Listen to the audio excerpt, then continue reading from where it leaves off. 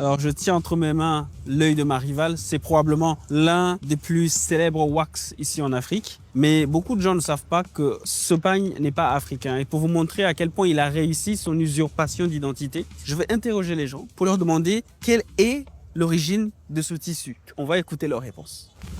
Est-ce que vous connaissez ce pagne? Oui, bien sûr. Les yeux de ma rivale. À votre avis, est-ce qu'il est un pagne européen, asiatique ou africain? C'est un pagne africain. Est-ce que vous le reconnaissez? Oui, c'est un pagne africain. C'est un pagne africain? Oui. Vous êtes sûr? Oui. Regardez-le bien. Ouais. Tenez-le.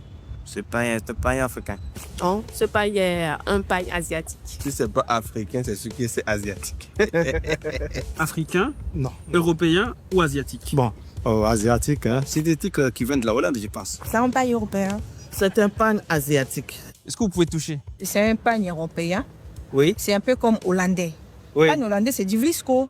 Je m'appelle Rémi, je suis à Cotonou au Bénin et je vais vous montrer comment depuis plus de 2 siècles, un tissu hollandais s'est fait passer pour un tissu africain et se remplit les poches sur le dos des vrais tissus africains cousus localement. Le was venant de l'extérieur a pu trouver sa place dans le cœur des Africains. Et il s'est installé. Les Africains ont adopté le was, oubliant leur propre héritage. En gros, les Britanniques et les Hollandais vont africaniser un procédé ancestral indonésien pour conquérir le marché africain subsaharien. Je vais vous montrer comment le wax s'est camouflé pour mieux infiltrer le marché local. Le was, c'est un produit d'entretemps que les soldats africains ont ramené ça en Afrique comme des cadeaux qu'ils avaient partagés à leurs familles proches. Comment il s'est incrusté dans la culture et les traditions pour dominer l'industrie du pagne en Afrique. Ça fait partie des éléments de la dot, ça fait partie des vêtements d'une femme dite respectée et respectable. C'est un signe aussi d'africanité, ce qui est paradoxal parce que ce n'est pas du tout africain.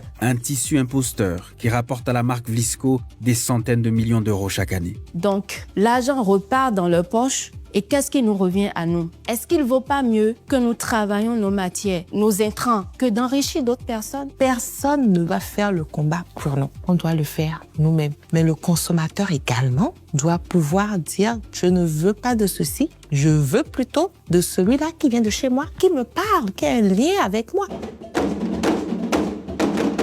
Vous voyez un pagne tissé ivoirien, un pagne tissé béninois, un d'Anfani du Burkina Faso, c'est tellement beau.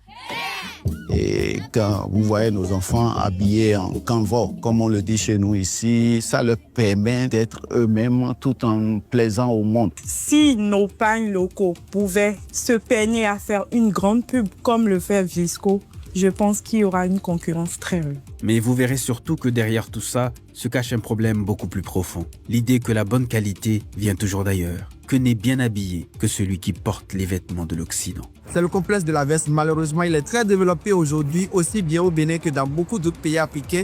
Il est tellement développé que ce complexe-là, tel un virus, touche même les dirigeants de nos pays.